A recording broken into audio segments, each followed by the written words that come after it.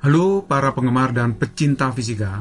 Pada video kali ini saya akan menjelaskan soal-soal yang berhubungan dengan induksi magnet oleh kawat lurus yang panjangnya tak berhingga atau sangat panjang.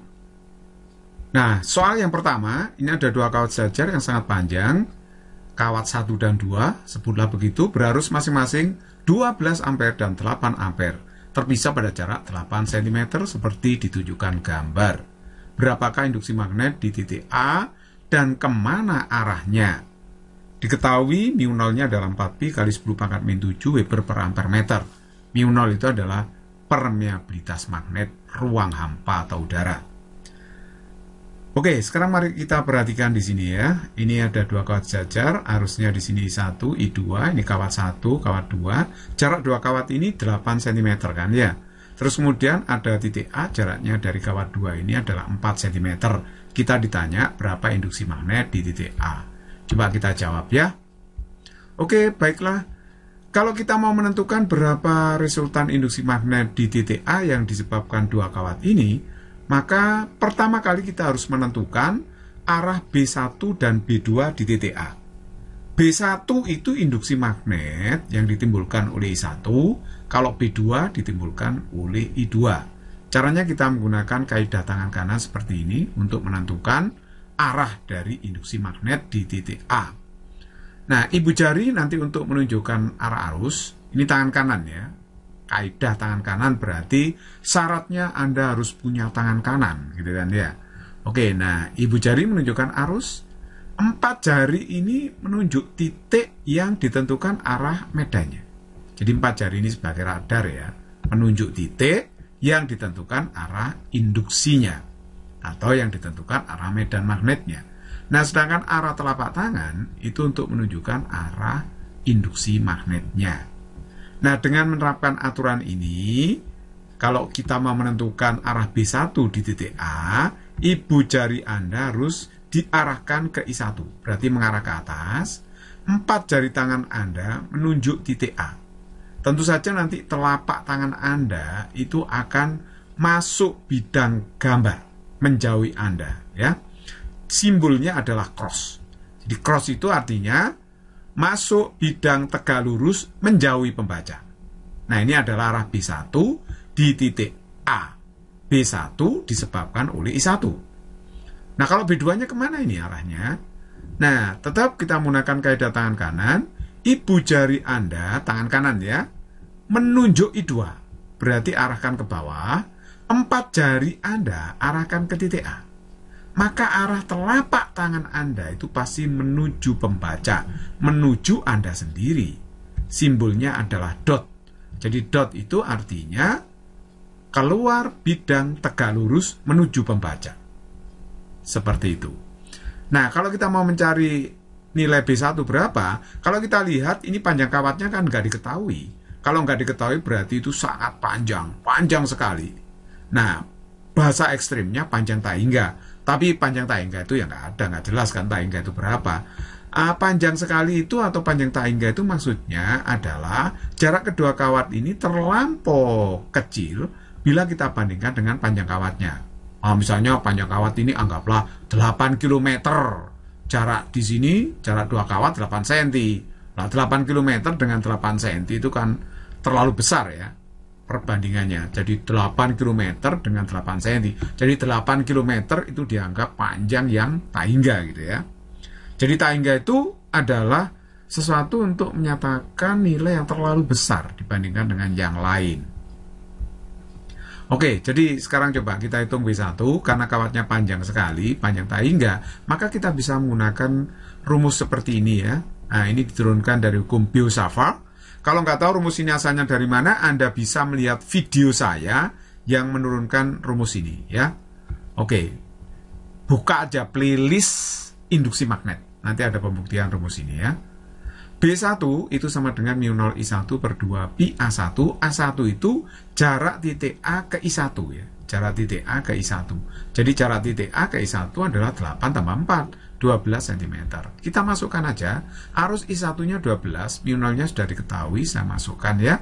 Nah, terus kemudian A1-nya jarak titik A ke I1 4 ditambah 8 cm berarti 12 cm. Ini saya jadikan meter.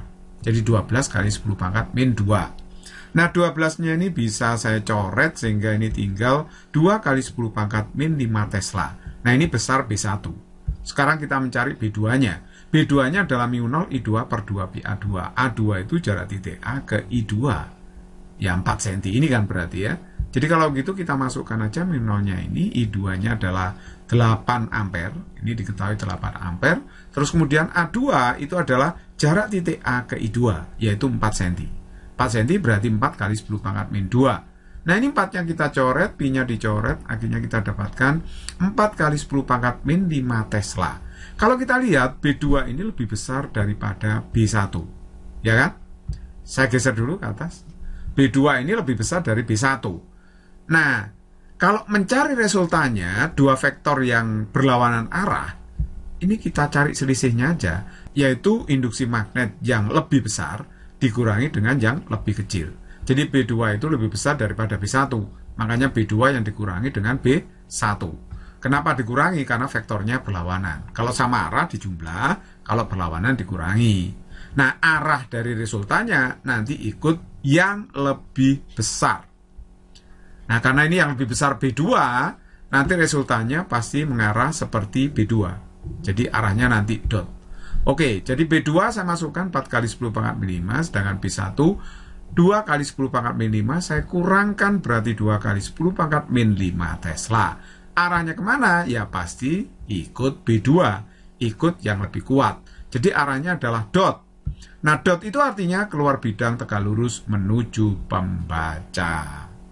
Nomor 2, dua kawat sejajar yang sangat panjang 1 dan 2 berarus masing-masing 2 ampere dan 8 ampere terpisah pada jarak 12 cm seperti ditunjukkan gambar.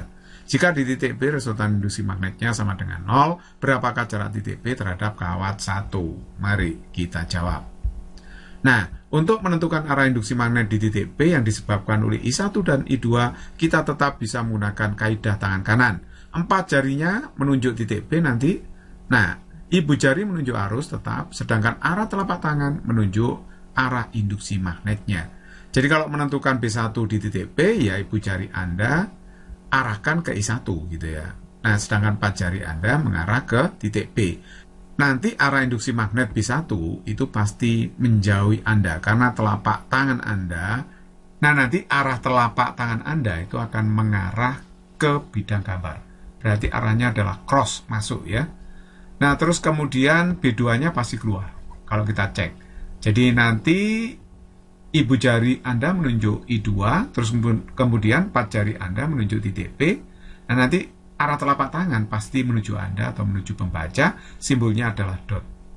Umpamakan jarak titik B ke I1 itu X, berarti jarak titik B ke I2 adalah 12 min X. Nah, sekarang resultan B di B itu karena berlawanan dikurangi aja, jadi B2 dikurangi B1, tapi B di B itu 0. Ya, jika di titik B resultan induksi magnetnya sama dengan 0, jadi 0 ini ya. Jadi akhirnya kita dapatkan B1 sama dengan B2. Nah, B1-nya mu0 I1 per 2 pi A1, sedangkan B2-nya mu0 I2 per 2 pi A2. mu0 per 2 pi sama-sama bisa kita coret, akhirnya dapat I1 per A1 sama dengan I2 per A2. Kita masukkan I1-nya 2 ampere, ini 2 ampere ya, sedangkan I2-nya adalah 8 ampere. Nah, A1 itu jarak titik B ke I1, X. Nah, sedangkan jarak B ke I2 itu adalah A2, yaitu 12 min X. Kita kalikan silang, jadi ini 24 min 2X sama dengan 8X pindah ruas, berarti 24 sama dengan 10X, berarti X-nya ketemu 2,4 cm. Nah, itulah jarak titik B ke kawat 1. Nomor 3, dua kawat sejajar yang sangat panjang 1 dan 2 berarus masing-masing 6 ampere dan 12 ampere, terpisah pada jarak 3 cm. Seperti ditunjukkan gambar berapakah induksi magnet di titik B. Ini titik B-nya ya. Oke, kita jawab. Nah, untuk menentukan arah induksi magnet di titik B yang disebabkan oleh arus I1 dan I2, kita bisa menggunakan kaidah tangan kanan seperti tadi. Nanti 4 jarinya menunjuk titik B ya, sedangkan ibu jarinya menunjuk arus. B tetap ditunjuk oleh arah telapak tangan. Oke, sekarang kita menentukan B1 dulu, yang disebabkan oleh I1 di titik B ya. Ibu jari Anda arahkan masuk bidang. 4 jari Anda menunjuk titik P. Nanti arah telapak tangan Anda itu pasti seperti ini ya.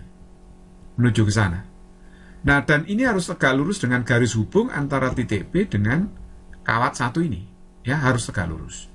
Nah, kalau mencari B2, berarti ibu jari Anda arahkan keluar. Karena dot itu keluar, 4 jari Anda arahkan ke titik P. Nah, nanti arah telapak tangan Anda arahnya pasti ke sini. Dan ini juga harus tegak lurus dengan garis hubung antara titik P dengan kawat 2.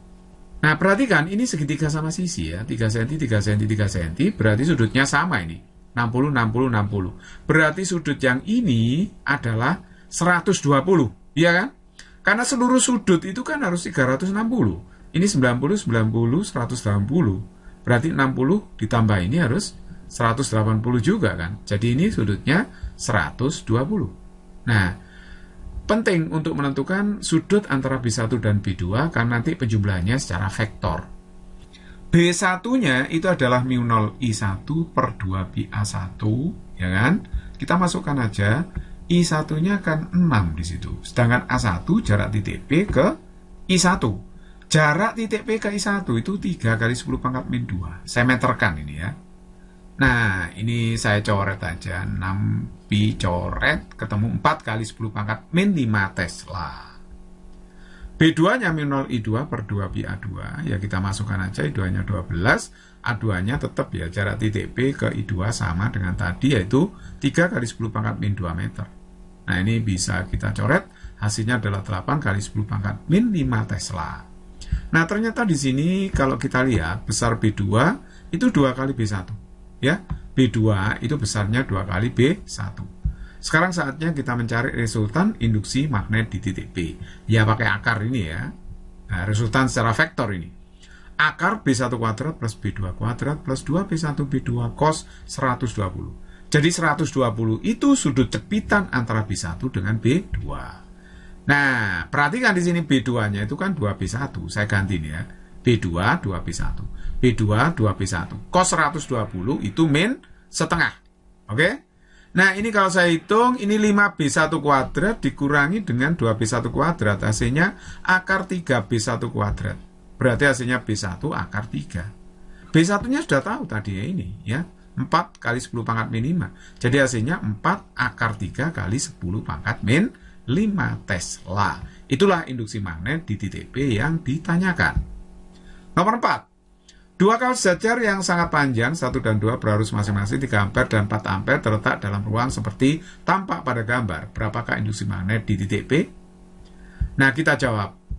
Kita tetap menggunakan kaidah tangan kanan untuk menentukan arah induksi magnet di titik P yang disebabkan kawat I1 maupun I2. Kawat yang berarus I1 maupun yang berarus I2. Oke, kita tentukan arah B1 dulu di titik P. Ibu jari Anda menunjuk I1 ya. 4 jari Anda menunjuk titik P. Nanti B1-nya pasti mengarah ke sumbu X positif. Ya, kalau kita tentukan dengan kaidah tangan kanan ini. Pokoknya Anda punya tangan kanan, bereslah masalahnya ya. Oke, jadi I1 menunjuk X positif. Jadi sekali lagi B1 itu arahnya menuju ke X positif. Sejajar sumbu X ya, dan dia tegak lurus sumbu Y ini. Nah, terus kemudian B2-nya kalau Anda cek dengan kaidah tangan kanan, arahnya pasti ke atas, ke sumbu Z positif. Jadi ibu jari Anda menunjuk arah I2, 4 jarinya menunjuk titik P. Pasti B2-nya arahnya menuju ke Z positif. Nah, berarti B1, B2 ini tegak lurus kan? Iya, tegak lurus ini kan. Karena B1 sejajar sumbu X, B2 sejajar sumbu Z. Kan tegak lurus dia ya. Oke, kita cari dulu B1-nya itu adalah mu0 I1 per 2 PA1. Kita masukkan aja mu0-nya 4pi kali 10 pangkat min 7. I1-nya adalah 3 ampere. A1 itu jarak titik P ke I1, yaitu 3 kali 10 pangkat min 2. Nah, ini hasilnya adalah 2 kali 10 pangkat min 5 Tesla. Kalau mencari B2-nya ya mu0 I2 per 2 pi A2, kita masukkan aja mu0-nya ini. I2-nya sudah tahu 4 ampere. Nah, terus kemudian A2-nya jarak titik P ke I2, yaitu 4 cm ini. 4 cm 4 kali 10 pangkat min 2. Nah, hasilnya 2 kali 10 pangkat min 5. Kebetulan di sini B2 sama dengan B1. Dan B2 itu tegak lurus B1, ya kan? Oke, sekarang B resultan di titik P ya akar B1 kuadrat plus B2 kuadrat. Nggak usah diteruskan sampai suku cosnya. Nggak usah plus 2B1 B2 cos. Karena cosnya 90, sudut antara B1 B2 90. Cos 90 itu 0 ya. Makanya di sini suku cosnya nggak muncul. Akar B1 kuadrat plus B2 kuadrat. Tetapi B2 itu sama dengan B1. Ya kita masukkan aja B2 sama dengan B1, ya kan? Berarti ini B1 akar 2. Lah mana B1-nya tadi? Ya ini B1-nya. 2 kali 10 pangkat min 5. Saya masukkan sini, berarti 2 akar 2 kali 10 pangkat min 5 hasilnya. Nah, itulah induksi magnet di titik P yang ditanyakan. Nomor 5, 4 kawat sejajar yang sangat panjang berarus sama besar yaitu 4 ampere. Berapakah induksi magnet di titik P yang merupakan pusat bujur sangkar? Nah, ini titik P ya. Jadi ini ada 4 kawat yang sejajar, arusnya I1 menuju Anda, tegak lurus bidang menuju Anda, I2 tegak lurus bidang menuju Anda, ini juga tegak lurus bidang menuju Anda, keluar bidang, ini dot itu. Kalau cross masuk bidang secara tegak lurus, berarti menjauhi Anda ya. Baiklah, kita jawab. Untuk mencari induksi magnet di titik P itu kita tetap menggunakan kaidah tangan kanan untuk menentukan arah induksi magnet di titik P yang disebabkan oleh I1, I2, I3 maupun I4. Nah, sekarang kita satu-satu ya menentukan arah B1 yang disebabkan oleh I1 di titik P. Kemana arahnya? Ibu jari Anda arahkan keluar ya, karena I1 itu dot. 4 jari Anda arahkan ke titik P. Nah, sedangkan arah telapak tangannya itu menunjukkan arah induksi magnetnya. Jadi kalau Anda cek arahnya mesti ke sana. Sebenarnya pas di tengah sini ya. Pas di sini, tapi saya geser sedikit ke sana. Nanti soalnya ada medan magnet yang arahnya ke situ juga.